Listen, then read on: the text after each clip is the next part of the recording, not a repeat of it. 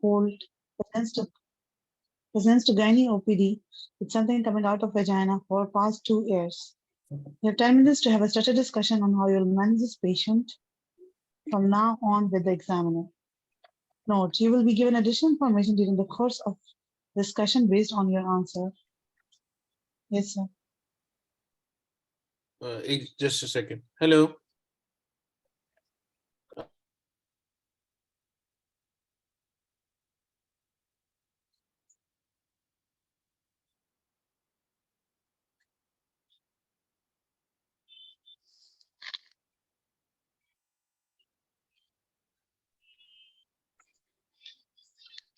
Okay, beta. Yes, sir. So I have read the instructions and I'm ready for structured discussion. चलो जो पहला हमारा है question इसमें what information would you like to ask from the patient? First of all, I will introduce myself to the patient and take her introduction. I will ask her regarding how many kids she have, how long she have been married, and were they all You want me to delivery? answer the beta? You want me to answer the questions साथ ताकि Okay, sir. हाँ. ठीक है sir. Sir, this is structured discussion. तो क्या viva type का? Viva की तरह ही आप मुझसे पूछो कि ठीक है सर. हिस्सा लेते हैं ताकि मैं साथ साथ जवाब दे दूं. The following information I would like to take.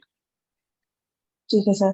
अस्सलाम वालेकुम. मेरा नाम रहाल अंदाज है और मैं यहाँ पर पिछले 4 साल से गायनी से मुंसलिक हूँ. आपसे कुछ सवालात करूंगी ताकि आपके मसले के बारे में जान सके और उसका इलाज कर सके. मुझे बताया गया है कि आपकी उम्र 60 साल है और आपको 2 साल से नीचे वजन सा निकल रहा है. क्या ये मालूमात दुरुस्त है? जी. आपका नाम आसिया है? हाँ जी. आसिया, आपकी शादी को कितना वक्त हो गया? सॉरी बेटा, आपकी आवाज नहीं आ रही. आसिया, आपकी शादी को कितना वक्त हो गया? तकरीबन 40 years. ठीक है. अच्छा, मुझे ये बताएं कि कितने बच्चे हैं आपके? 8. तो ये नॉर्मली डिलीवर हुए हैं? नीचे से बच्चे पैदा हुए? All yes, सारे नॉर्मल डिलीवर. ठीक है. तो ये जब डिलीवरी में कोई मसला तो नहीं हुआ था ज़चकी के दौरान या ज़चकी के बाद? थोड़ा टाइम से हुई थी? थोड़ा टाइम था. कितना टाइम लगा था? नॉर्मली कोई तकरीबन 10 से 12 घंटे लग जाते थे डिलीवरी में. ठीक है. कुंडे तो नहीं लगे थे किसी बच्चे में या कोई मशीन तो नहीं लगी थी किसी बच्चे में? सॉरी, आपकी समझ नहीं आ रही. कुंडे तो नहीं लगे थे किसी बच्चे में, मशीन तो नहीं लगी थी किसी बच्चे में? ठीक है. और बच्चा जब पैदा हो गया था उसके बाद कॉल तो नहीं रह गई थी बच्चेदानी में, जिसे हाथ से हटाया गया हो? बेटा पीछे शोर हो रहा है इसलिए आई कांट हियर यू. दोबारा बताइए. जी, नीचे जब आपका बच्चा पैदा हो गया था तो ऑल निकल आई थी या बच्चे सफाई करनी पड़ी थी? नहीं, सफाई नहीं करनी पड़ी. ठीक है. अच्छा, मुझे ये बताएं कि आपको कब महसूस हुआ कि ये जो 2 साल से आपको महसूस हो रहा है, तो बच्चे के पैदाइश के बाद तो कभी आपको महसूस नहीं हो रहा था कि वजन नीचे है? नहीं, शुरू हो गया था पढ़ना. ठीक है. आपको बच्चे के पैदाइश के बाद, कौन से बच्चे के पैदाइश के बाद से ऐसा महसूस हो रहा था कि कुछ नीचे से निकल रहा है?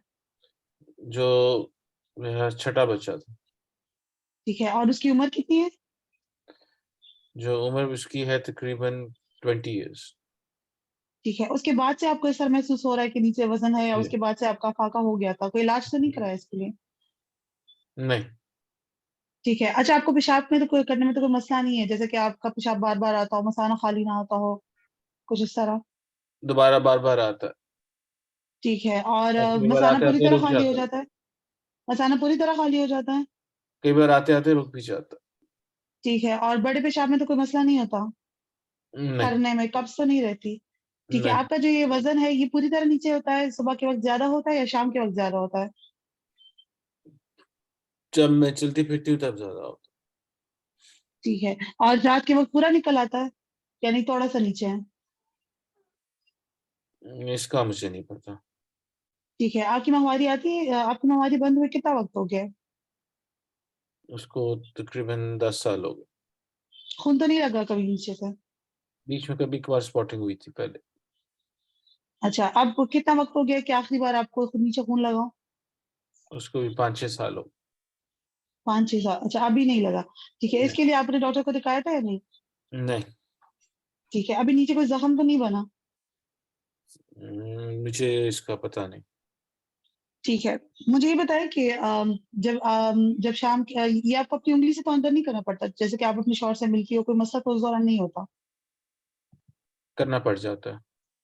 ठीक है। अच्छा, आपसे कभी कोई गंदा पानी तो नहीं जाता? नीचे ख़ारिश तो नहीं होती? कभी-कभार ठीक है। किस तरह का आपको गंदा पानी निकलता है और कितने कितने मिकदार में होता है वो? येलोइश सफ़ेद होता है?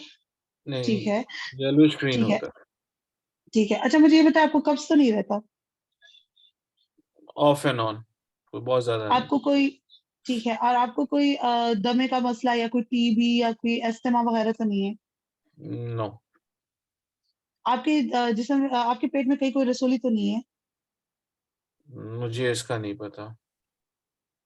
अच्छा, आपकी इससे पहले कभी कोई ऑपरेशन तो नहीं हुआ? नो, आपको कोई शुगर, ब्लड प्रेशर तो नहीं है? कोई टीबी वग़ैरह कोई ऐसा नहीं, कोई मर्ज़ जिसके लिए आप कोई दवाई ली हो? ठीक नहीं। ठीक है। अच्छा, मुझे ये बताएँ कि आप का ये जो इलाज का खर्चा ये उठाने के घर वालों में वो है, सकत है? मेरे मियाँ ही करेंगे बर्दाश्त। जी, जी, सही है। अच्छा, मुझे ये बताएँ कि आपको किसी चीज़ से एलर्जी तो नहीं है? कभी खून तो नहीं लगा आपको? नहीं, ठीक है, आप यहाँ पे दाखिल हैं, ओपीडी में आई हैं? यहाँ मैं दाखिल हूँ। ठीक है, अभी यहाँ आपको क्या इलाज, कोई टेस्ट वग़ैरह हुए, कोई इलाज वग़ैरह हुआ? आज ही दाखिल हूँ। आज ही कोई टेस्ट वग़ैरह नहीं हुए? नहीं, नीचे से आपको किसी ने देखा है? उन्होंने नीचे देख के ऊपर से भेजा। ठीक है। अच्छा आसिया, मैं अब आपको आपकी मैंने बातें आपकी मैंने सारी नोट कर ली है, मगर आपके इलाज तक पहुँचने के लिए मैं आपको थोड़ा-सा मुआयना करूँगी, ठीक है? पहले मैं आपका वज़न करूँगी, उसके बाद मैं आपको पेट के ऊपर से देखूँगी, सही है?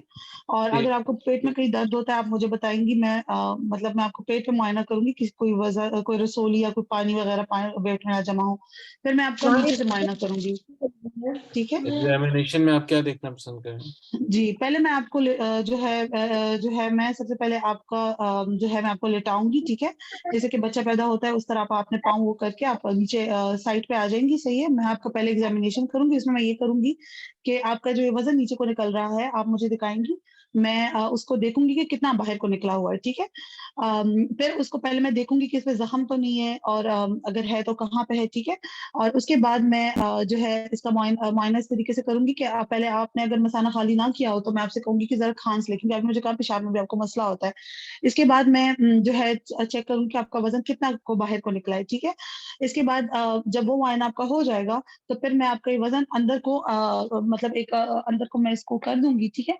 उसके बाद उधर से मैं आपके जो आपकी बच्चेदानी है और जो आपकी रसोली वग़ैरह उसको चेक करूँगी, ठीक है? कि आपकी कोई रसौली वग़ैरह तो नहीं है। उसके बाद मैं एक छोटा-सा हमारे पास एक इंस्ट्रूमेंट होता है, वो बहुत ज़्यादा आसानी से मतलब मैं एक छोटे साइज़ का इस्तेमाल करूँगी। जब आपका ये चीज़ मैं अंदर कर लूँगी आपका वज़न, तो फिर मैं उसको अंदर डालूँगी, मगर ये आपको तकलीफ़ नहीं होगी, उसपे मैं मतलब जेल वग़ैरह लगाऊँगी। और उसको मैं अंदर करके जब मैं उसका अंदर से आपका मुआयना करूँगी लाइट लगा के, सही है? उसके बाद मैं ये हटा के आपको आप एक साइड पे हो जाएँगी, ठीक है? अपनी जो आपका उल्टा साइड है, उस पे आप लेट जाएँगी। अपने पाँव को आप थोड़ा-सा सीधा कर लेंगी, ठीक है? मैं आपको तरीका सिखाऊँगी।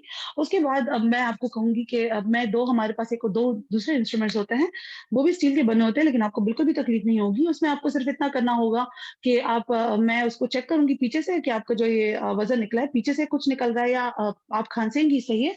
और मैं इसको सिर्फ़ बाहर को निकालूँगी, आपको बिल्कुल भी तकलीफ़ नहीं होगी। इस तरह मैं आगे की तरफ भी करूँगी, ताकि आगे की तरफ भी पता चले कि आपको आगे का कोई मसला नहीं है, ठीक है? इस दौरान आपको कोई भी इन तकलीफ़ सब होगी में आप तो मैं देखना आपको क्या चाह रहे हैं बेटा? इसमें आप क्या जी हाँ, मैं इसमें ये देखना चाहूँगी yes sir, I will just like to see that कितना like if there is any ulcer और not, and then I will just examine for stress incontinence. After that, I will just see if there is enterocele, rectocele posteriorly in same position, and anteriorly in cystocele, and of course erythrocele. And on bimanual, I will examine the uterine size and mobility, and then I will also check adenexa of the patient, if there is any cyst or anything like that. And then I will also like to see that the like there's any mobilities freely or not. So यही देखेंगे. And okay, of course PS पे मैं ये भी देखूंगी, I will examine के जो cervix है वो किस तरह का है, because she had spotting 5 years back. So after that, the condition of the cervix, and I will also go for pap smear at this point. And if she is having discharge, so I will take a Havidan swab. आपको grade कैसे करोगे इसको? Yes, sir. I will grade it with जो हमारे पास जो हमारे पास पाइपल का जो वो होता है स्केल होता है, और उसको मैं ग्रेड इस तरह करूंगी कि सबसे पहले तो मैं बायमैनुअल करूंगी। उसमें मैं देखूंगी कि सर्विक्स जो यूट्रस है वो मतलब मेरी दोनों फिंगर्स के ऊपर को रीच कर रही है या नहीं। अगर नहीं रीच कर रही, अगर रीच कर रही तो this is like 3rd degree. अगर नहीं रीच कर रही तो then I will just do, उसके बाद मैं POPQ को अप्लाई करूंगी। और इस स्पेकुलम को मैं जब ये पाइप स्मेल के स्केल को मैं अंदर डालूंगी, तो फिर मैं चेक करूंगी कि कितना को बाहर को निकला है।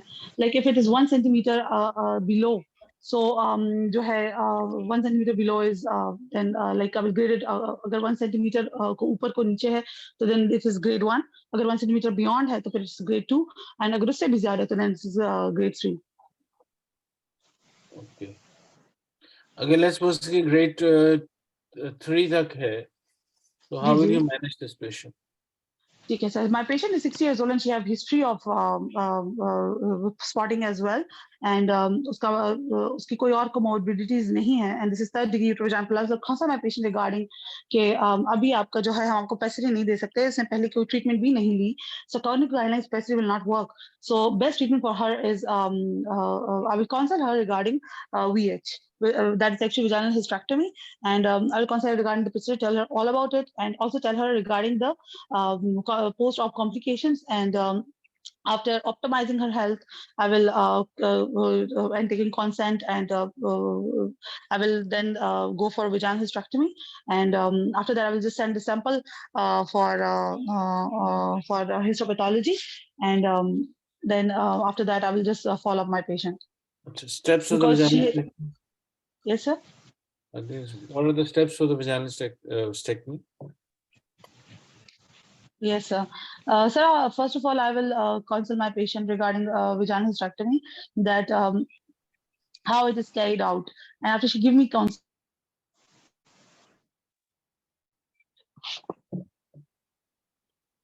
आपकी आवाज नहीं आ रही भाई। Hello. हाँ जी। Yes, sir. So, sir, first of all, I will take the consent, and I will also tell her regarding the post-op complication, because the patient actually comes with post-op vaginal, that is actually vault hematoma. I will tell her that post-op you might have spotting, and also tell her regarding that there's prolapse chances as well post-op.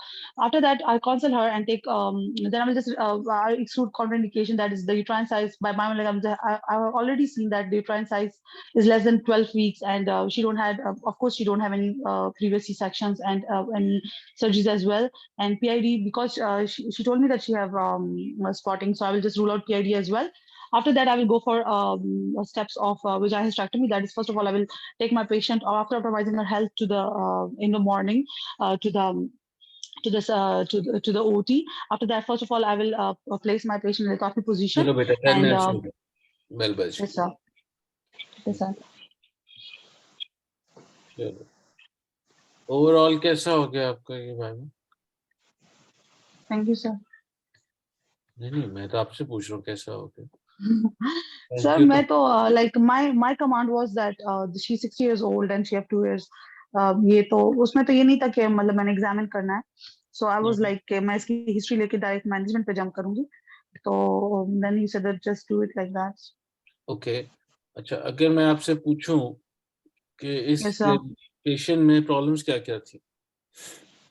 Sir patient की सिर्फ delivery की history थी कि वो कही थी कि मेरी सिर्फ जो है वो टाइम से होती थी, और फिर उसको डिलीवरी के बाद से ये शुरू हो गया था, and she is like grand multi, ठीक है, तो फिर इस वजह से। Did you ask the patient कि वो उसकी डिलीवरीज कहाँ पे हुई? No sir. Do you think that is important? जैसे that is important, but like अगर हॉस्पिटल में भी इतनी टाइम के साथ हो रही है, और फिर she had like post op she had this complication arising अगर बिकॉज ऑफ ये दैट। सारी की सारी डिलीवरीज घर पे ही हुई हैं फिर? Yes sir, then true, and also in the hospital अगर उसको इस तरह टाइम लग रहा है, और तो then they both are risk factors. Okay, तो सर ये she is postmenopausal, she has spotting, so like she's a candidate for VH. Okay, अच्छा, दूसरा, आपने ये स्पॉटिंग के लिए क्या इन्वेस्टिगेशन की? सर मैंने पैप्स में करना था, उसके बाद मैंने पाइपल, ये सर इन्वेस्टिगेशन तो मैंने की ही नहीं अभी। नहीं, आप तो स्टेक्टमी तक तो कर दिया आपने। ये क्या हम ये इन्वेस्टिगेशन बाद आफ्टर स्टेक्टमी करेंगे? नो सर, सर इन्वेस्टिगेशंस में तो हम जब स्पेसिफिक इन्वेस्टिगेशंस पे जाएंगे, क्योंकि सर हमारा कमांड था कि मैनेज द पेशेंट। अगर उन्होंने कहा होता कि आप इन्वेस्टिगेशंस वगैरह पे भी नहीं स्ट्रेस मैं करें। नहीं, मैनेजमेंट के अंदर डू यू थिंक कि इन्वेस्टिगेशन नहीं आती? How can you manage a patient without either having an investigation or you don't have the investigation? Yes sir, क्या आपका यस सर, ख्याल है बट द कमांड मैनेजमेंट में क्या चीज आती है? मैनेजमेंट में sir, sir how we will just manage them this case, यही आती है नहीं, उसमें कौन कौन से कंपोनेंट्स आते हैं उसके? once you are sir. asked to Yes, sir. After manage, I have just completed my history and examination and investigations, after that I have to go for managing my patient. क्या आपने अपने किसी अस्पताल में जब भी ट्रेनिंग के दौरान बगैर इन्वेस्टिगेशन के मैनेज किया है किसी पेशेंट को? No, sir. फिर मेरा तो अपना ख्याल है कि इन जो इन्वेस्टिगेशंस होती हैं they are part of the management plan. Okay, unless sir. आपको पहले उन्होंने दे दी, अगर नहीं दी तो then you will kind of investigate and then will proceed with that. Okay, sir. तो फिर स्पॉटिंग के लिए हम क्या करेंगे? सर सबसे पहले मैं patient is 60 years old, I will first of all go for TVS और abdominal pelvic अल्ट्रासाउंड। उसमें मैं देखूंगी इनोमीटर थिकनेस। अगर इनोमीटर थिकनेस मोर देन 4 आती है तो then I have to go for Pipelle if it is not focal, and if it is focal then I will go for hysteroscopic guided biopsy if the facility is available, and उसके बाद मैं उसकी जो है check करूंगी कि एक second बेटा। Yes sir. सॉरी, मैं आपका नाम मुझे जिन से निकल गया। डॉक्टर हाला। हाला। हाला। Yes sir. डॉक्टर भाई, अभी दोबारा से रिपीट कीजिएगा कि कब करेंगी आप? सर अगर मोर देन 4 से अगर मोर देन 4 mm आएगा एनोमीटर थिकनेस TVS पे, ठीक है, ठीक है, तो फिर मैं तो क्या करें? तो फिर मैं पाइपल करूंगी। अगर वो फोकल नहीं होगा, अगर वो फोकल होगा then I will go for hysteroscopic guided biopsy. अच्छा, अगर फोकल है then you go for hysteroscopy, otherwise you will take the Pipelle. ठीक। Yes sir. उसके बाद सर पाइपल पे आ जाएगा that what is the condition, मतलब अगर वो हाइपरप्लेजिया है या फिर उसका कोई ग्रेड आ जाएगा, like if it's going towards CA, then according to that I will manage my patient. If अगर उसमें सिर्फ hyperplasia आती है तो then जो मेरी ट्रीटमेंट है, जो मैंने ऑप्शन रखी है VH की, I will go for that. लेकिन अगर नहीं आएगी तो then I will go for MRI. अगर ग्रेड आएगा उसमें कोई लाइक CA का हाइपरप्लेजिया का कोई ग्रेड आएगा तो फिर आई विल गो फॉर MRI। और MRI में मैं देखूंगी कि what is the stage of, for example अगर CA आता है तो कौन सा स्टेज है। तो कुछ और भी देखना चाहेंगे आप इसमें? सर प्री ऑप में मैं चेस्ट एक्सरे करूंगी और नहीं, जो जो नहीं, मेरे नहीं, यस। बेटा अभी will still on the ultrasound okay. Part. Okay sir. तो कुछ और Yes, sir. देखना? I will just see for adnexal pathologies। और अगर हम एब्डोमिनो pelvic स्कैन हम जो कर रहे हैं तो उसमें मैं देखूंगी कि कोई एसाइटिस तो नहीं है और जो कंडीशन है किडनीज वगैरह की, कोई मास इस तरह। यूरेटर को देखूंगी किंकिंग तो नहीं हुई, एंड अगर हुई यूरेटर है कोई आपका हाइड्रोनेफ्रोसिस।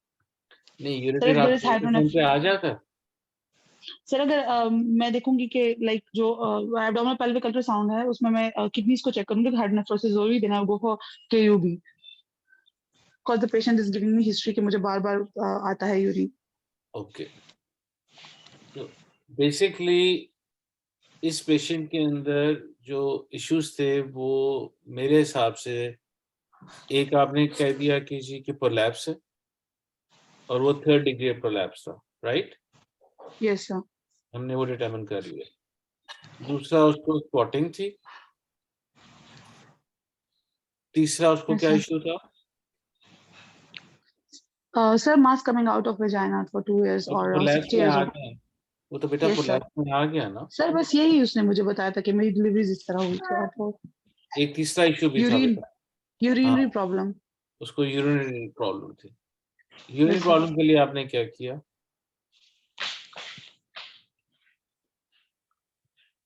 सर यूरिनरी प्रॉब्लम के लिए हमें सबसे पहले मिक्सचर यूरिन करना है टू रूल आउट UTI। आप मैं करना तो मुझे पता है सर कि मैंने इन्वेस्टिगेशंस की नहीं, लाइक आई थॉट कि आप कह रहे कि इसको मैनेज करो क्योंकि वो जो स्ट्रक्चर डिस्कशन थी उसमें ताकि मैनेज करें। चलो like sir we are being told कि आपको जो चीज अलॉट की जाती है उसके मार्क्स होते हैं ना, नहीं तो तो बेटा देयरफॉर मुझे दोबारा समझ नहीं आ रही, मुझे जरा प्लीज क्लियर कर दो कि yes sir you are right. Investigation जो है ये मैनेजमेंट का पार्ट नहीं है, इसका मतलब है no sir according you are to. Right sir, ठीक है सर। नहीं सर मुझे सही क्लियर है कर दो क्योंकि मुझे खुद क्लियर नहीं हो रहा, मैं खुद कंफ्यूज हो गया आपकी बात सुन के। सर। या हमें anybody else would like to बताया comment, anybody would else like to comment कि क्या इन्वेस्टिगेशन मैनेजमेंट का पार्ट है कि नहीं? यू आर अगर राइट। हमें सर किसी से पूछा इन्वेस्टिगेशन इज जाए पार्ट ऑफ मैनेजमेंट। सर है, पार्ट है एक्चुअली। ये मैनेजमेंट जरा कंफ्यूजिंग सा वर्ड यूज हो जाता है, लेकिन मैनेजमेंट, आपकी बात बिल्कुल ठीक है। इन्वेस्टिगेशन के बगैर हम कैसे मैनेजमेंट पे जंप कर सकते हैं? एग्जाम में वो मैनेजमेंट की बात जरूर करते हैं कि मैनेज द पेशेंट, लेकिन we have to start from the history, examination, investigation and then management. Management Sir, एक जनरल actually, टर्म यूज होती है। management includes history, examination, investigation, and treatment. ये Yes. 4 components हैं मैनेजमेंट के। तो मेरा भी ये अंदाजा था कि ये सारी चीजें इकट्ठी, हमने जिस तरह कहा कि सारी चीजें इकट्ठी हैं, और अगर हमें वो इंफॉर्मेशन नहीं मिली हुई जिसमें हम फैसला कर सकते हैं कि हमने पेशेंट के आगे किस तरह करना है, वो जरूरी है।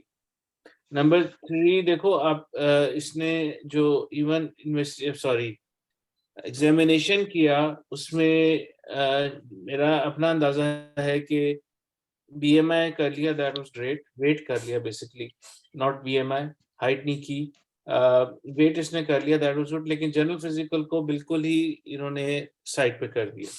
वहां पे हमें जनरल फिजिकल बताना जरूरी था।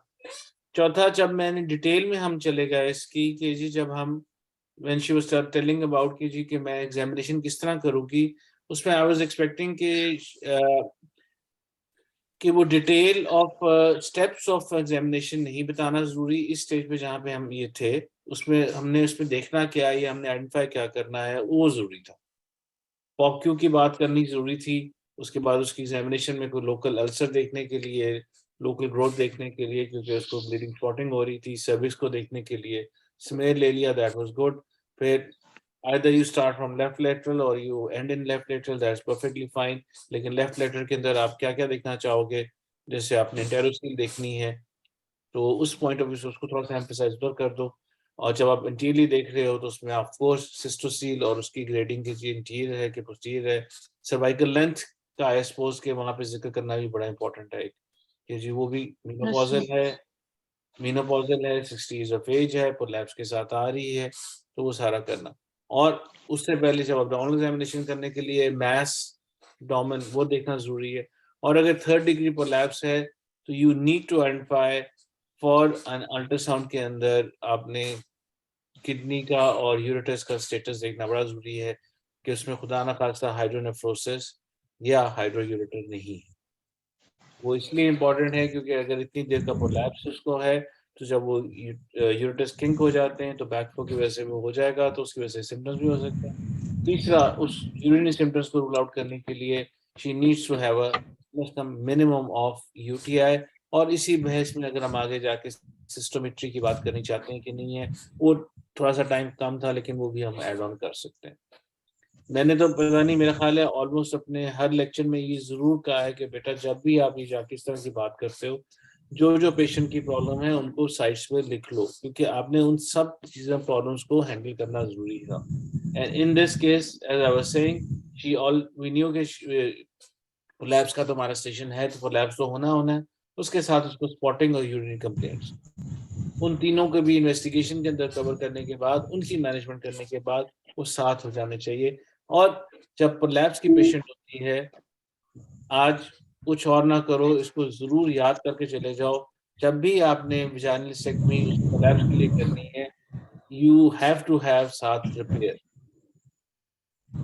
रिपेयर का लफ्ज आपने जरूर बोलना है, या वो इट इज इन साथ साथ बिल्कुल बहुत जरूरी।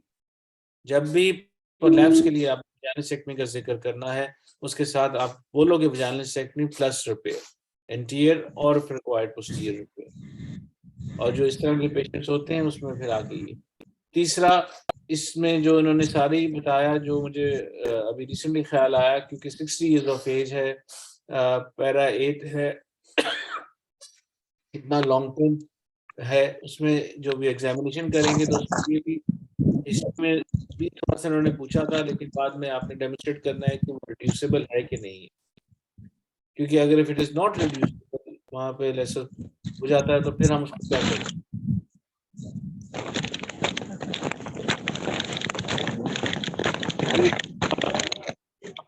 आप जो है कि अगर वो रिड्यूसेबल ना हो तो फिर क्या करते हैं? सर जब रिड्यूसिबल नहीं होगा तो हम सर रिड्यूस तो हो जाएगा, लाइक अगर हम उसको लाइक आपने कभी कोई ऐसा नहीं देखा कोलैप्स जो कभी रिड्यूसेबल ना हो? नॉर्मली जो प्रोसीडेंशिया होते हैं कई बार वो नहीं भी रिड्यूसेबल होते, फिर क्या ये सर करते मैंने तो बहुत बड़ा वाला एक देखा था, लेकिं वो भी रिड्यूस हो गया था। हैं? अच्छा लेट्स सपोज अगर ना हो रहा हो रिड्यूस, फिर क्या करें? सर अगर रिड्यूस नहीं हो रहा तो फिर मैं उसको बाहर से उसका पैप स्मेयर लूंगी और उसको पॉप क्यू पे ग्रेड कर लूंगी, क्योंकि उसका यूट्रस तो जो पूरा तो बाहर तो रहा बेटा उसको तो पॉप क्यू पे तो वो तो हो गई। 4 डिग्री हो जाएगा, हाँ तो सर नहीं रिड्यूस होगा तो फिर तो नहीं रिड्यूस होगा सर। फिर उसकी लाइक कंजेशन को कम करके, लाइक अगर हम उस पे कैसे वार्म कंजेशन वो को कम करते हैं? सर वार्म अगर हम गॉज उसके ऊपर रख दें तो फिर अंदर तो चला जाता सर अंदर तो नहीं जाएगा, लेकिन थोड़ा सा उसकी कंजेशन कम हो जाएगी, तो है। उसको प्रिपेयर कर लेंगे। अगर उसको अल्सर है उस पे तो उसको हम लाइक उसको मैनेज कर लेंगे, अगर नहीं होगा तो फिर सब उसको रीच ही करेंगे बेटा अगर वो कोल्ड एंड रिड्यूसेबल रिपेयर। नहीं, सर इसकी कोल्ड वाटर से है ना, कोल्ड कोल्ड वाटर के वाटर से साथ आइस करते हैं, पैकिंग करते हैं। Ice packing.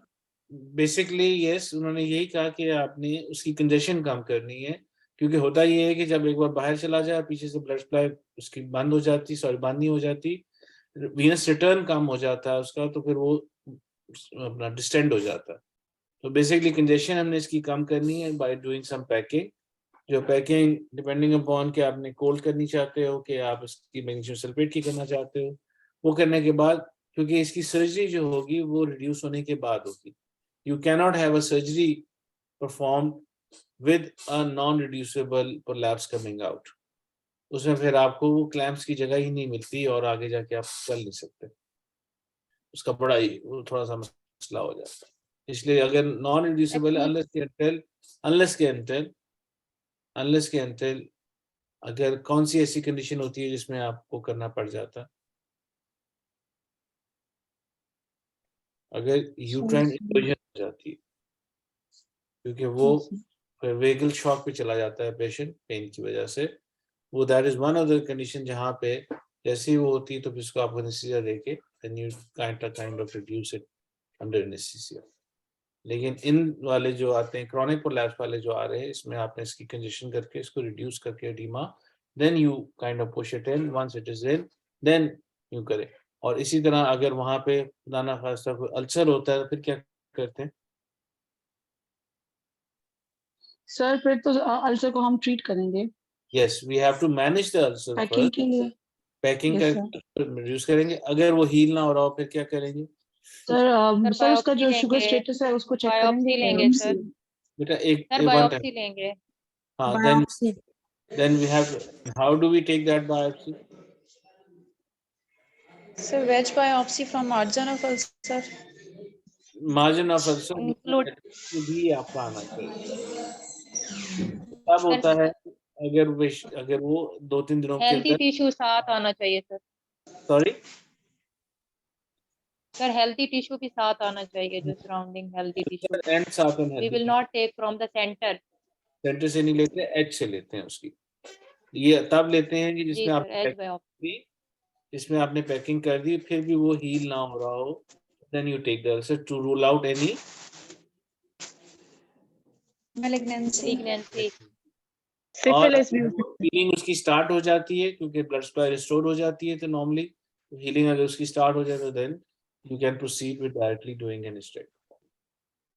लेकिन सर मेरा ये ख्याल जो जी सर ये जो सीए हो जिसमें हम सस्पेक्ट कर रहे हैं कि ये बायोप्सी के बाद सीए आ गया है, तो आगे फिर इसको कैसे मैनेज करेंगे? डिपेंड करता है ना वो वही हिस्टेक्टमी एंड देन नहीं वो ये देखो ना, जब भी सीए आएगा तो आपने क्या क्या चीज आइडेंटिफाई करनी है। multidisciplinary team oncologist. चलो वो भी सर वो जो उसका प्राइमरी फोकस देखना चाहिए, सर उसका प्राइमरी स्टेज फोकस कहाँ करने से के आई लिए है। वर्कअप करेंगे। पहला सर पहला प्राइमरी फोकस देखेंगे कहाँ से आई है। फर्स्ट वन इज के जी Staging, प्राइमरी फोकस का है। दूसरा तो स्प्रेड देखेंगे कि कितना डिजीज हो जाए। staging करेंगे सर, EU है, स्टेजिंग करते हैं, we stage the tumour. EU है। is we identify the primary source, then क्योंकि आपने बायोप्सी ले ली है तो उसका टाइप भी आपको पता चल गया है, एंड तीसरा उसकी staging, and then according to these three you decide with a multidisciplinary approach करना चाहते हो तो करके कि जी हम इसकी what should be done, then उसके सर अकॉर्डिंग इसमें पैकिंग कंट्राइंडिकेटेड तो नहीं है ना कि अगर कोई ग्रोथ आ गई है और सीए शो हो रहा है फिर भी हम पैकिंग करेंगे ना सारी इन्वेस्टिगेशन करने के लिए। मुझे सॉरी दोबारा क्वेश्चन रिपीट कीजिएगा। सर जैसे अगर सीए आ गया है इसके ऊपर, अगर हमने बायोप्सी ले ली और उसके बाद उसमें सीए आ गया तो हम वो रिड्यूस तो करेंगे ना इसको, हाँ हाँ रिड्यूस करना चाहिए या फिर डायरेक्टली। नहीं आप रिड्यूस करोगे, पेशेंट भी तो अनकंफर्टेबल, ये पेशेंट भी तो अनकंफर्टेबल है ना, उसके सिम्टम्स भी तो रिड्यूस करने हैं ना आपने। जी सही। प्लीज रिवाइज कर दें जो आपने 3 बताए हैं, स्टेप्स रिवाइज कर दें जो 3 आपने बताए हैं, अगर मैलिग्नेंसी आ जाती है तो। बेटा पहले तो आपने इसका प्राइमरी सोर्स कहाँ से ओरिजिन है, सी एंडोमेट्रियम है, सी सर्विक्स है, या कोई और विजाइनल वॉल का वहां से आ रहा है। नंबर 2, क्योंकि आपने बायोप्सी ले ली है तो आपको टाइप ऑफ ट्यूमर पता चल जाएगा कि किस टाइप का। नंबर 3, फिर आप उसके हिसाब से स्टेजिंग करोगे, स्टेज 1 है, 2 and 3, and then whatever stage is decide, then according to that you decide कि जी हम क्या करना चाहते हैं कि वो है। हाँ, अगर वो patient let's suppose surgically unfit है to go for any surgery, फिर हम क्या कर सकते हैं, क्योंकि ये जो हमने ये सारा प्रोलैप्स का किया वो 60 ऑफ एज थी। जो चीज़ डॉक्टर हॉला मेरा ख्याल है कि मिस कर गई वो भी एनेस्थीसिया की फिटनेस और उससे ओपिनियन, वो भी बड़ा कॉल्पोक्लेसिस करेंगे सर कोमॉर्बिड पेशेंट में। जी कॉल्पोक्लेसिस सर एक प्रोसीजर है जो कोमॉर्बिड पेशेंट में करते हैं। नॉट फॉर बेटा दिस इज फॉर मैलिग्नेंसी में तो नहीं आएगा। मैलिग्नेंसी के लिए मैलिग्नेंसी में नहीं सर, नहीं मैं वैसे आपको कह रहा हूँ ना। सर इसमें रेडियोथेरेपी करेंगे फिर? नहीं वो then we'll go and refer to her oncology and then we'll get an opinion on that. ये वही type of tumor, stage of tumor and primary source of tumor के हिसाब से then they will decide कि does she require to have a chemotherapy?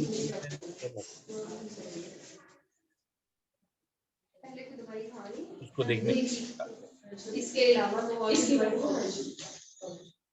अब 4 number में surgery को share कर रही जी। नहीं 4 number. Any other questions?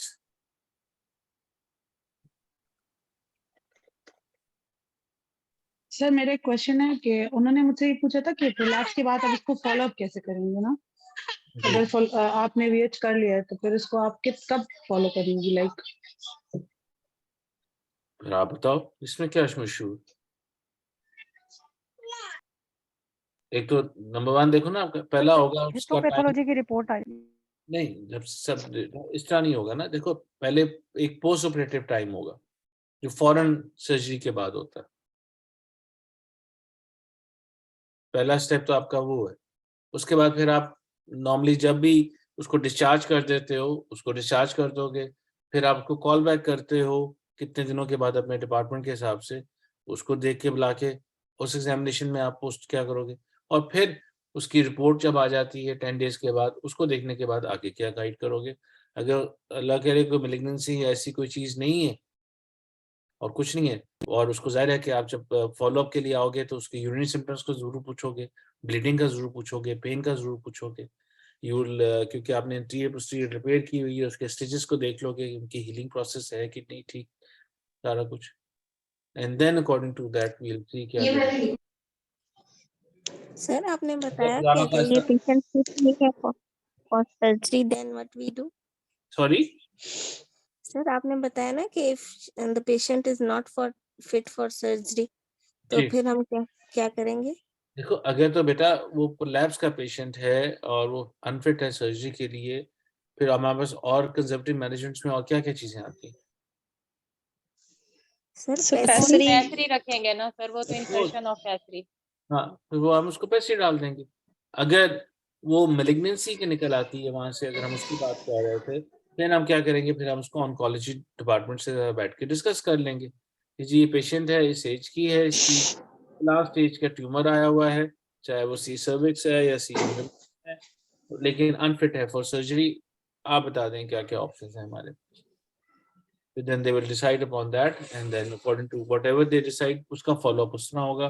And पहला दूसरा सवाल जो इससे पहले पूछा था कि जी कि पेशेंट का फॉलो अप किससे करना है, follow up period would include एक foreign immediate post surgery follow up, उसके बाद जब वो डिस्चार्ज हो जाता है और उसके बाद फिर जब वो वापस आता है अपनी रिपोर्ट दिखाता है, अगर उसकी रिपोर्ट क्लियर है, कोई यूरिनरी बाउल सिम्टम्स नहीं है, फिर उसको प्रोलैप्स का आप बता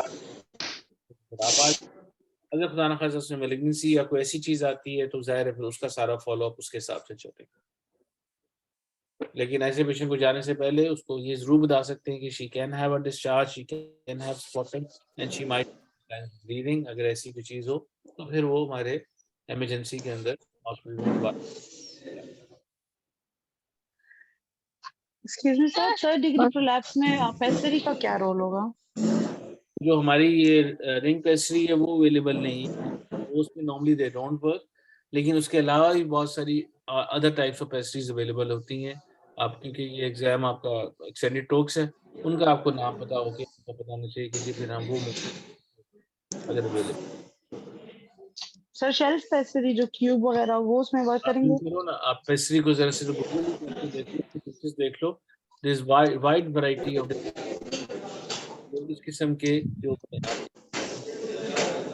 देखिए इसमें अभी मैंने कहा कि अगर कोई भी पेस्ट्री अवेलेबल नहीं है, उसी अभी दिया था कुछ देर पहले, चाहे किसी का माइक है वो प्लीज बंद कर दो।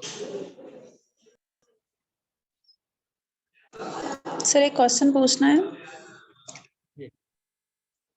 सर। ये जब यही पेशेंट अगर 60 इयर्स वाला आ रहा है और मैनेजमेंट में जब हम स्टार्ट करेंगे तो डॉक्टर राशिद लतीफ उस दिन गाइड कर रहे थे कि आप पहले नॉन सर्जिकल मैनेजमेंट कहेंगे, lifestyle modification, pessary, pelvic floor exercises, then proceed towards definitive या पेशेंट की जो डिमांड होगी उसके अकॉर्डिंग कि अगर वो यूट्रस कंजर्व करना चाह रही है या नहीं।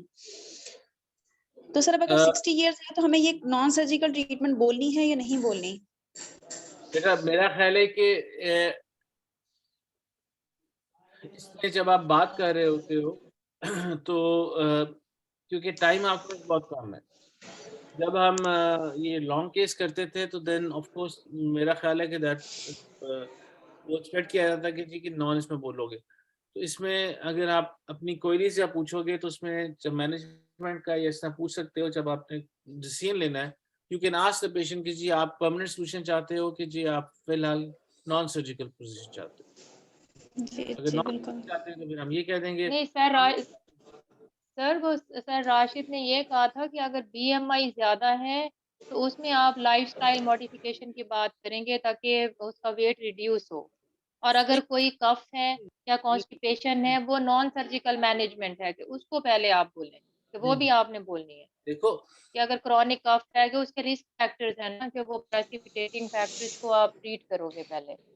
वो तो एक एब्सोल्युटली हर सर्जरी से पहले है कि उसके कोई भी जो जी सर फीचर वो यही था।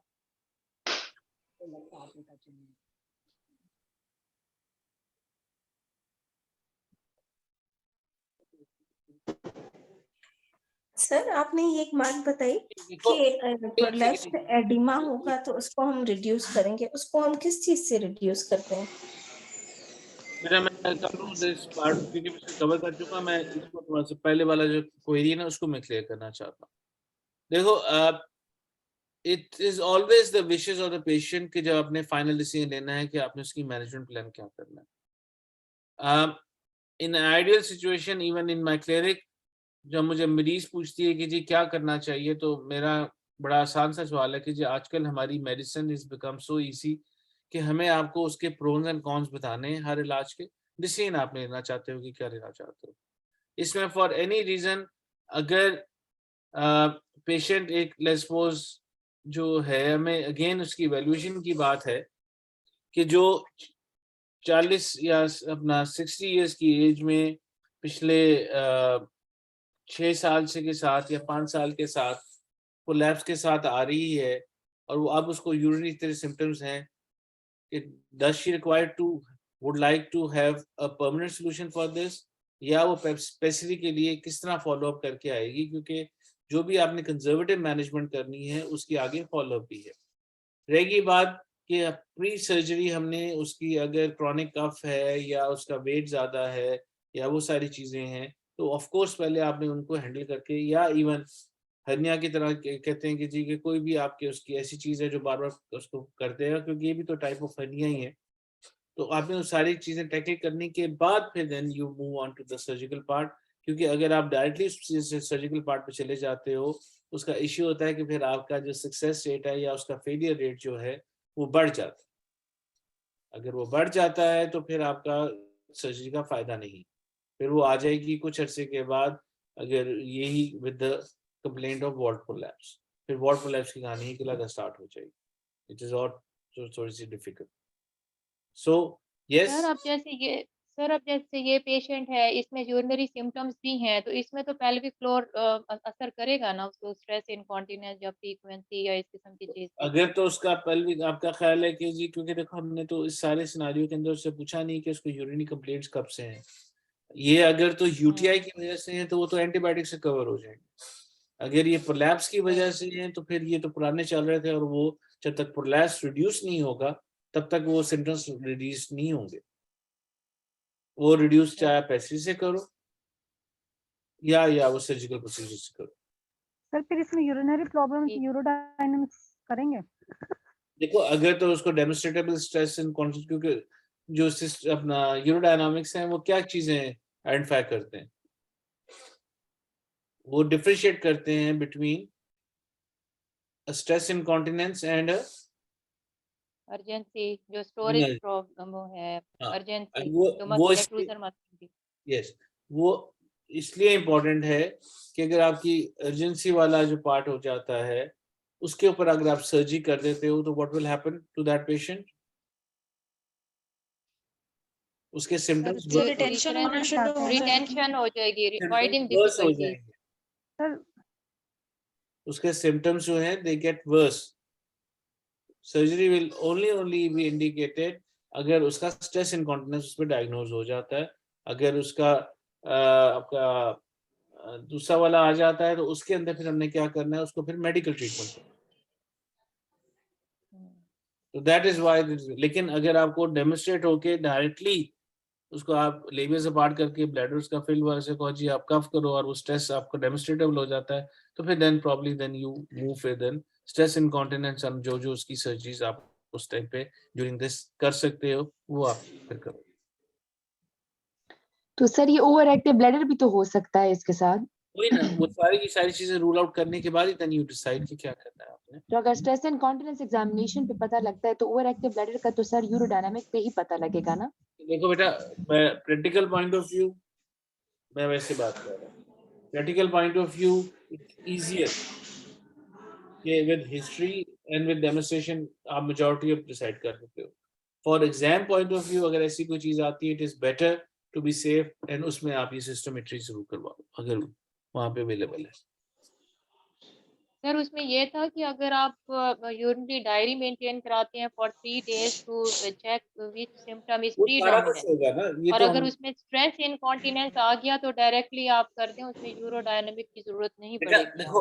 देखो ये वाला जो रीजन ही स्ट्रेस नहीं आप ठीक कह रहे हो, ये वाली जो अगर आप जो बात कर रहे हो ना, ये उन उसके पॉइंट्स जरूर लिखे गए होंगे जिसमें आपका स्टेशन ही यूरोडायनामिक्स पे, यूरोडायनामिक्स है उस पे ये मेंटेनेंस ऑफ डायरी सारा कुछ करना, एंड हो सकता है उसमें वो आपको पकड़ा भी दें कि बेटा ये आपकी इसकी रिपोर्ट आई है जो आपकी यूरोडायनामिक्स में, ये पढ़ के देख लो कि क्या हो। उसमें वो सारी चीजें भी आपको दे सकते हैं, जिस तरह प्रॉब्ली कोई सीटीजी पकड़ा दें कि जी ये बता के इसका आगे करो। एक्सक्यूज मी सर, इसकी हमने मैनेजमेंट में ये किया ना कि हिस्टेक्टमी की है और साथ हमने इंटीरियर पोस्टीरियर रिपेयर किया है, तो जी। अगर उसको इन केस स्ट्रेस इनकॉन्टिनेंस था तो ये इन दो प्रोसीजर से खुद ब खुद ठीक हो जाएगा या उसके लिए अलग हमें वो प्रोसीजर करना पड़ेगा जो स्ट्रेस इनकॉन्टिनेंस के लिए होता है? स्ट्रेस बेटा इंटीरियर पोस्टीरियर रिपेयर्स के साथ तो स्ट्रेस इनकॉन्टिनेंस नहीं ठीक होगा ना। For stress incontinence what you have to do, इसके अंदर या तो आप बर्थ करना पड़ता है। बर्श करते हैं डॉक्टर। नहीं देखो, या तो बर्च वजाइनल के साथ तो बर्च, फिर बर्च तो होता है ऊपर abdominal procedure। सर वो टेप रखी जा सकती टीवीटी है या करेंगे। कैली सूचर, टीवीटी और TVT टीवीटी और टीओटी है। कैली सूचर और देखो कैली पहला सूचर। है, पहला वजाइनल के साथ कैली स्टिच है व्हिच आल्सो वर्क। नंबर 2 के साथ आप वजाइनल सेक्शन प्लस टीवीटी अगर आप एब्डोमिनल कोई प्रोसीजर करना चाह रहे हो तो उसमें फिर ये बर्च आ जाए। मुझे तो इन्हीं 3 प्रोसीजर्स का पता था, अभी जो हमने किए हुए उन्हीं को 3 आते हैं। सर इसकी तो बहुत कॉम्प्लिकेशन टीवीटी की रिपोर्ट हो रही है और इस वजह से ये अब मोस्टली नहीं करते, हमने तो ये सुना है। नहीं वो है, ऑफ कोर्स वो है, ये सारी चीजें आपने पहले पेशेंट से डिस्कस करके, क्योंकि टीवीटी में भी तो मैश डल रहा है ना, एक प्रोटीन मैश डल रहा है जो परमानेंट होता है, लेकिन उसकी सारी करने के बाद जो मैश के साथ उसके फायदे भी हैं, उसके नुकसानात भी हैं। Sir, उसके it's mean कि if the on examination, if it is conclusive that that this is stress incontinence, still I have to go for definitive investigation. यानी कि हर UV prolapse में if the patient presented to me with a stress incontinence which is evident on examination, I have to do my sir urodynamic करूँगी मैं subtractive cystometry. बेटा मैं practically speaking we don't do it, क्योंकि मैंने बड़ा अरसा हो गया लास्ट मैंने पता नहीं ये कब कराई है। सर लेकिन इंडिकेशन में सर एपिकल परलैप्स और वाइडिंग के साथ वो कहते हैं वाइडिंग प्रॉब्लम हो तो करनी है, अगर वाइडिंग सिम्टम्स हो और एपिकल परलैप्स के साथ। यस, उसके बाद in examination you need to be covering all your corners, और उसमें अगर हिस्ट्री में कुछ आपको लगता है कि जी इसमें कोई मिक्स ऑफ परलैप्स कह रहा हूँ, मिक्स ऑफ सेंटेंस हैं, उसमें एज अ सेफ आप करवा लो। जिसमें बिल्कुल क्लियर कट वो आ जा रहा है कि जी स्ट्रेस इनकॉन्टिनेंसी है, उसी के आते हैं, उसमें आप ओवर एक्टिव ब्लैडर की हिस्ट्री जरूर ले लोगे। अगर वो नहीं आती फिर then you straight away go for, फिर आप उसको बाईपास कर सकते हैं। लेकिन जो भी करोगे उसको डिफेंड करना आना चाहिए कि आपने अगर बाईपास किया तो क्यों डिफेंड क्यों कर किया। अच्छा, ऑलरेडी आई थिंक ये थोड़ा सा टाइम हमारा ऊपर हो गया, प्रॉब्लम डॉक्टर शनाज ने आना है। इमरान आज आना है डॉक्टर शनाज ने?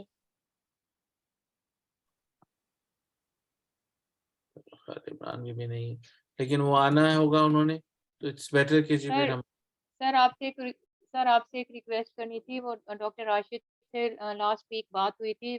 मैं मुल्तान से हूँ और मेरा एग्जाम है अब जो कमिंग होगा ना मार्च या अप्रैल में, तो उसमें मैं स्टडी के लिए आना चाह रही थी। तो सर ने कहा था कि आप फरवरी में आ जाना ना, तो सर काइंडली मेरा नाम लिख लें, मुझे इमरान साहब का नंबर नहीं पता। ये इमरान शफीका? जी वो सर ने कहा था आप उनको बता दें, हम एंट्री कर दें तो आप फिर फरवरी में आ सकते हैं। एक और कैंडिडेट भी थी जो आना चाह रही थी ना, तो मैंने भी अपना नाम लिखवाया था सर को। बेटा आप मुझे अपना नाम और ये नंबर अपना प्लीज मैसेज कर दोगे तो मैं इमरान को दे दूंगा, Imran will get in touch with you. Sir वो यही है ना कि वो कैसे करूं मैसेज ना, आपके पास नंबर है? नहीं सर मेरे पास वो नहीं, मैंने डॉक्टर अरूबा को किया था लेकिन वो शायद बिजी हैं, उन्होंने मेरा देखा नहीं अभी तक ना व्हाट्सएप। डॉक्टर अरूबा से मैंने रिक्वेस्ट की थी कि आप मुझे कर दो, आप मुझे मैसेज मुझे कर दो। सर फिर आपका नंबर नहीं सर मिला ग्रुप है। एडमिन है, सर को आप डायरेक्ट मैसेज कर सकती हैं और मुझे आपकी कॉल रिसीव नहीं हुई क्योंकि मेरा हॉस्पिटल का ऑफिशियल नंबर है 24 आवर ऑन होता है। चलो दोबारा देख लेना ना इमरान, इससे वो टाई अप करके देख। जी बिल्कुल, ये कांटेक्ट करें, मेरे से कराची से डॉक्टर इज्जत ने कांटेक्ट किया हुआ है। वही मुझे कांटेक्ट नंबर एक्चुअली नहीं पता ना, मैं इसलिए डॉक्टर अरूबा से मैंने रिक्वेस्ट की थी कि वो आपका नंबर दे देना मुझे। इमरान को मेरा नंबर भी दे दो, अपना नंबर भी फॉरवर्ड कर दो, जो भी डॉक्टर साहब है प्लीज देख लेना। जी ठीक है, मैं डॉक्टर शाहिदा हूँ फ्रॉम मुल्तान। ठीक। Thank you sir, thank you sir. Imran, doctor Shahnaz ने आना है आज? जी सर आना है सर, उन्होंने कॉन्ट्रासेप्शन पे क्लास लेनी है। चलो फिर ठीक, यही लिंक चलेगा कि दोबारा? जी सर यही लिंक है सर। चलो अगर वो आ गई हैं तो फिर I think I will say good bye and see you. Thank you sir. Okay बेटा। Thank you sir.